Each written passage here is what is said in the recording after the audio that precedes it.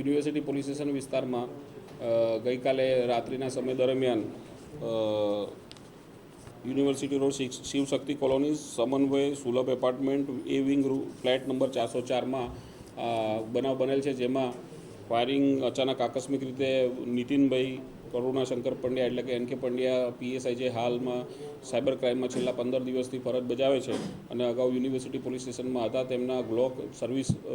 revolver જે pistol છે એમાંથી ગ્લોક પિસ્ટલમાંથી આકસ્મિક રીતે સફાઈ કરતાં